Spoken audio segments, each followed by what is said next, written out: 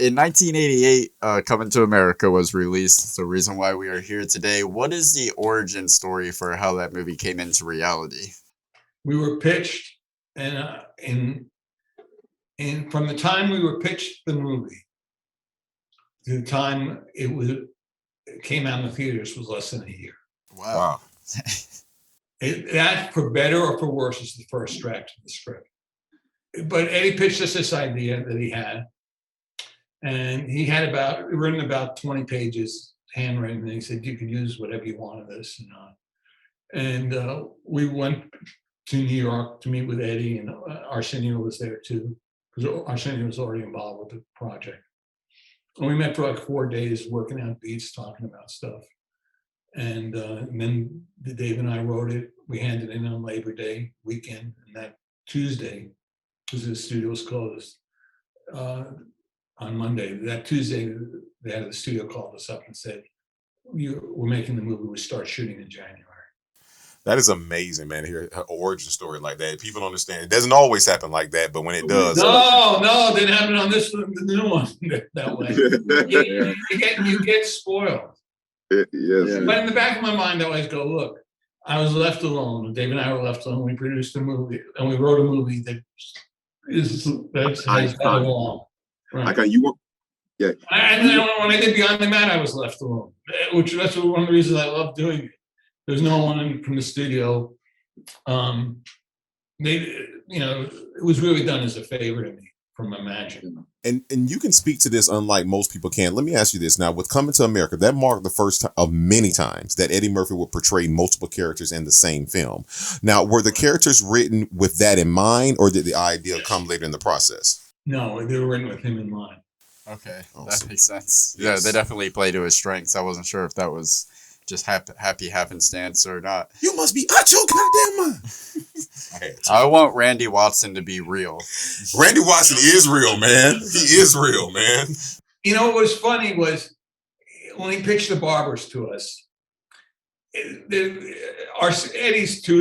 a barber and the old Jew, and Arsenio's in there, and there's another barber there who's Eddie's best friend from high school, named Clint Smith. Sweets. Right. Yeah. I love it. Great. Also loves Randy Watson. Loves Randy. Randy Watson. That boy good. But he pitched the bar. But Eddie and Clint used to be around the offices in Saturday Night Live, always doing these characters. They were called Clint and Edmund. And they were never barbers, but they were bad showbiz performers, bad pimps. And they're always fighting among each other. And he said the barber should be like Clint and Edmund. And it was very easy for Dave and I to write those characters because we'd heard them doing it for 3 years. Yeah, it seemed to be very naturally flowing. Organic. The comedy seemed very organic. You know, I was watching the new one, and Clint's in it too. And I just noticed Clint all the time. Clint just goes, "That's right, that's right." Mm-hmm. I was so happy that when Randy Watson started performing, I was waiting for Clint. I was waiting for Sweets to be, because he was the only person that was happy to see Randy Watson in the original movie. He's like the one fan. I was so happy that you guys brought that back. In researching for this, I saw a New York Times article about a judge ruling in favor of a humor columnist named Art Buchwald. Regarding the claim that Paramount Picture, and this is also on IMDb too, a claim that Paramount Pictures used his idea from a 2-page outline he wrote called King for a Day. It's not beyond us that two people could have a similar idea for a similar story and it be purely coincidental. And even so, there's so many nuanced details that come into America is what makes it great, aside from the bones of it. So if you're able to speak on it, we'd love to know your side of that situation. Well, I didn't hear, Dave and I had no knowledge of this Art Buchwald thing until the movie came out, and we weren't sued, but Paramount was sued. And I didn't read his outline until I had to testify. Okay.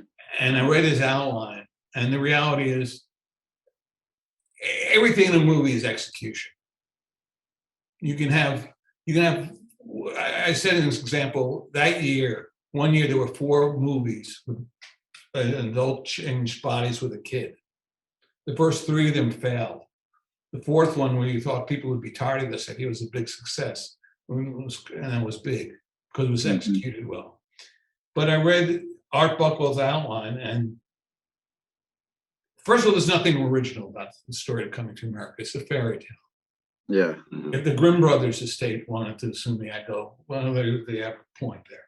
Yeah, it's a classic fish out of water story. Fish out of water, you're right. And his story was, it was also very hurtful because he was saying I should get credit for the story and I want my money back. Right? I had to pay $7.90, $8 for the stinker. So he wanted credit, but still would knock the film. And I read his outline, and his outline was about a king who comes to America to buy weapons. And I said, well, in our movie, he's coming to America to find true love, trying romance. When in his version in the United States, he gets overthrown while he's in the United States. And he falls in love with a hooker. Because that was Art Buchwald's idea of what a black woman would be.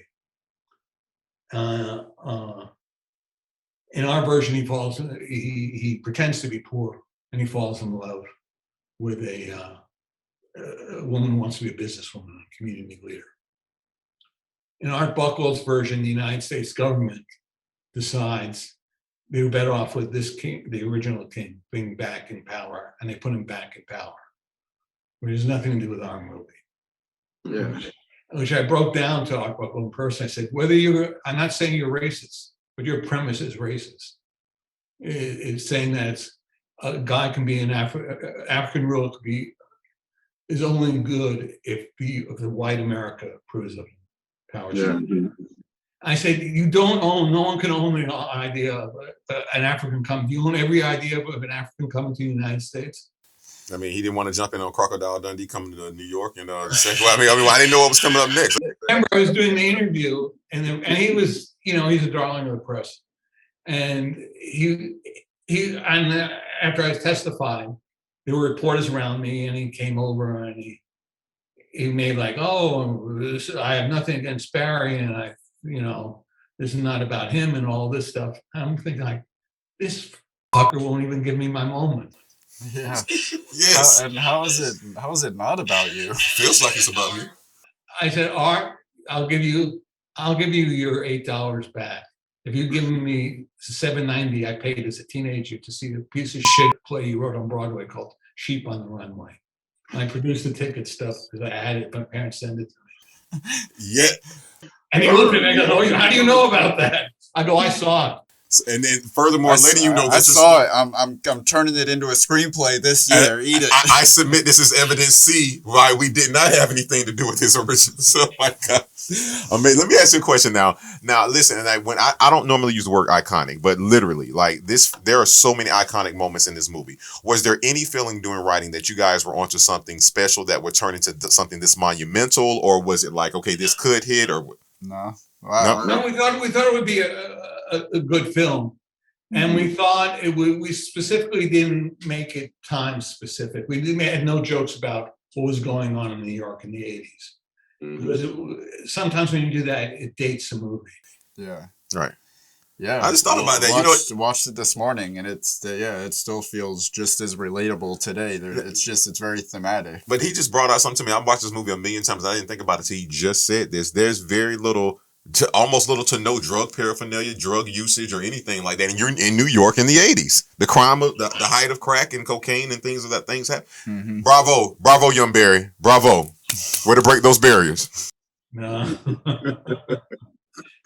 And I didn't realize, maybe it's because I'm blind or something, but I didn't realize how sociologically important the film would become. Yes. To me, it was like, okay, so it's an all-black cast. Yeah. But I didn't realize the importance of that until years later. Yeah, I mean, that was as a white kid growing up, that was it. It was one of those movies where, and you said this, it didn't feel like Black film. a It black felt like a film. film. Yeah, I felt like I was watching just a different genre. John Landis said something which I think is very true. It was the first all black film, or first film with a black lead where race wasn't the point of the film. Mhm. Right. Yeah. Yeah, you're right. And actually, we talked about that a little. We talked about it earlier. That if anything, race wasn't a part of the film, but it did show how internally some African Americans looked at each other. With the character saying, "So wearing clothes must be a new experience for you." You know, he's just saying, "What kind of games y'all play in Africa? Chase the monkey." It showed the internal things, but it wasn't like you say. Race was never the thing here. It was about finding true love, like you said, a fairy tale. That guy doesn't own fairy tales. Tell him to get out of here. No. Let me ask you this now. With okay, all right. So now we fast forward because you got to be. Whenever you make a classic that you didn't know was going to be a classic, you got to be very in tune with yourself if you're ever going to try to attempt not to remake the same thing, but to pay homage and be respectful. So with Coming to America 2, it was released on March 5th on Amazon Prime. Let me ask you this: what sparked the idea for the sequel, and were there ever any ideas in the past that didn't necessarily come to fruition? We never really talked about doing the sequel. Mhm. We tried, and we had a hard time getting funding. This is about 8 years ago, Mhm. to turn it into a Broadway musical. Because when we were writing it, we were going, this could be a musical. Yeah. But Broadway's hard to crack. It's very, if you're not from the theater world, they don't want to know you. What happened is, but we never gave much thought to a sequel. And in 2017, January, I was shooting something for National Geographic in Orlando, Florida. And I got a call from Eddie Murphy saying, I think I have a way of doing the sequel. And then, can you come over? And I said, I'm in Orlando right now, but I'll be home in 3 days. We can get together next week. And got together with him. And he said, let's get Dave in and let's do it. Let's do it the way we did the original one. And he had the basic idea of having the son and trying to find a son. But then we spent about 2.5, 3 months working on what the story would be. And, you know, one of the questions we had to figure out was this, Akeem was in the first one, very naive and young. And now he's 58 years old. And you can't be, 58-year-old can't be that naive or look foolish. What had gone through his life, what had transpired in his life, and how things that you think of yourself that you want to do when you're younger, once you get older, you look back and how much have you accomplished and how much have you not followed your goals in life. Yeah, it's He even says that in the movie, though. You remember he says that in the film. He says that his son reminded him of him and that vigor that he once had, and that he wasn't that way anymore. You know, so he definitely spoke out into the film. Yeah, yeah. There was a lot of themes about how far you can stray from your principles when just going through life. It had a much more feminist bent. Mm-hmm. Yes. But I love that. I love that. Listen, by the way, we'll talk about it later. He doesn't know this. One of the best scenes, actually, we didn't talk about those girls running up on Wesley Snipes at the end of that film. Listen, that was amazing. I love that scene, just to see that family. Like they reversed it. Where Sam Jackson was thrown on the ground. Oh yeah, that's the Wesley Snipes. Yeah. On this one. I thought that was good. Now would be the time to be diplomatic. So what was it like returning to these characters, and what was your top priority when it came to continuing these stories? To make them, it was fun returning to the characters. The first thing Dave and I wrote were the barbershop scenes, because it was like amazing. It was like turning on the light switch. Yeah. In truth, in private, we talk like that to each other a lot of times because we just find it funny to talk that way. But you wanted to keep the integrity of the characters and really examine where they had been and what had happened to them over the last 39 years. Mm-hmm. Oh, 88, 33 years. And for us, that was interesting to explore. Yeah, I could imagine.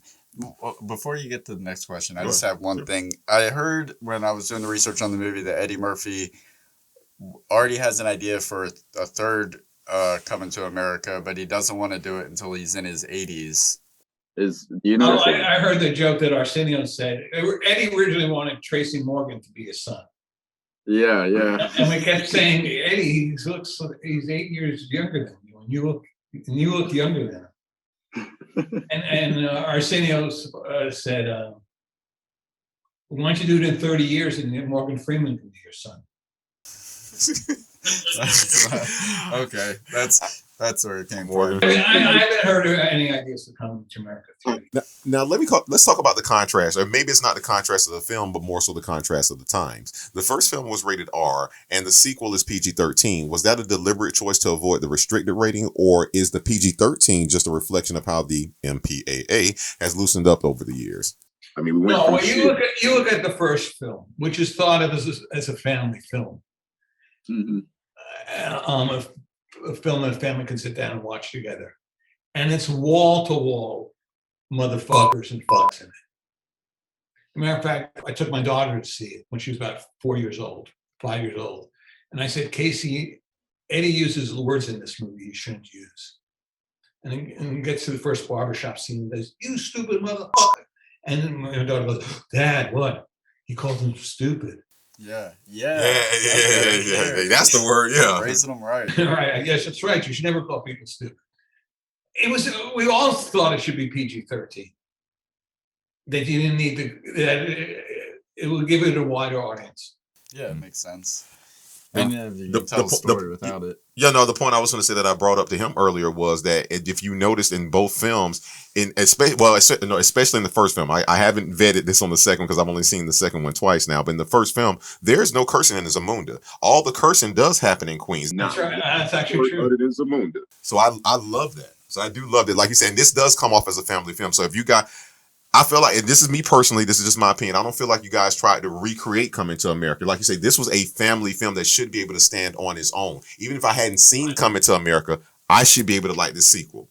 That's how I came across liking it. Right. So when you are what? No, go ahead. When you're making a sequel to a classic, there is no way that everyone's going to be happy with the results. I mean, it's impossible to please everybody. The people are going to be upset with it before they even watch it, just because it's being tampered with. So how does that affect you going into the writing, going into it knowing that it's going to be vehemently compared to the predecessor? And you're aware of it, but you're writing for yourself. You're writing to what you think works. I don't know, can't tell you what this person is going to think or that person's going to think, or what audiences want and all that stuff. I can guess what they want. I might be right, I might be wrong, but I know what appeals to me. Mm-hmm. And people, the film is beloved and it's in the Smithsonian, and I'm like, that was the biggest thrill when I went to the Museum of African American History, and it's in there in two different places in the museum, and I was like, oh my God, this is what a compliment. But people forget the first movie didn't get good reviews. Yeah. It got mixed at best. Actually, the second one got more or less the same level of good reviews and bad reviews. That's the sign of a good movie. So how would you compare the two, if you could, if you even have the ability to do that from so close to it? I think I'm too close to it. I'm happy with both films. The first one's become a classic or whatever, and I really think this is a worthy sequel. I think this is second one's more emotional. Oh yes, Yeah, yes, 100%. 100. Yes. More emotional. Listen, since I've already said it, I have to say this. The most emotional scene for me, and I told him out of both films, because this had way more emotion than the first one. That scene of John Amos and Eddie Murphy when he's mopping at the end meant so much to me, because it shows where he came from, and it's just so, you don't get that in the first film, and that's not a bad thing, but it was just so, that's the last time that we'll probably see those two legends on screen together, and it meant so much to me. So that was one of the best ones for me. Yeah, I like that scene. Yes. Let me ask you this. Now, fictitious or non-fictitious, not the lead characters, who was your favorite supporting character to write for Even if it was one of the barbershop people I or feel like someone it is the that, Well, I'll be the barbershop guys. Yeah. Okay. You must be out your damn mind, Clarence.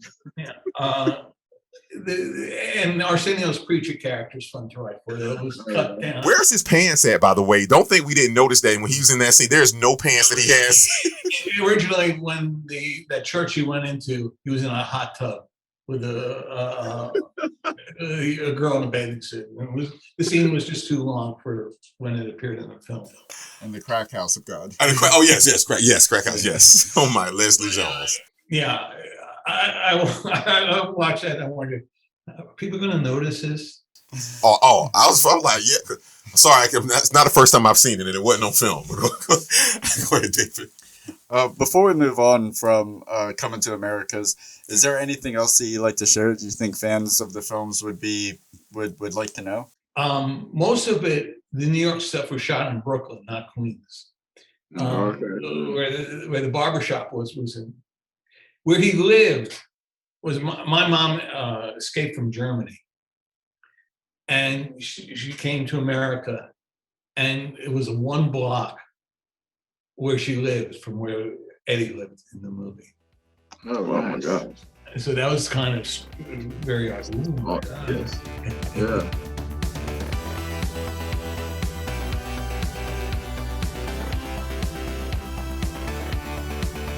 Why don't you subscribe? It'll last longer.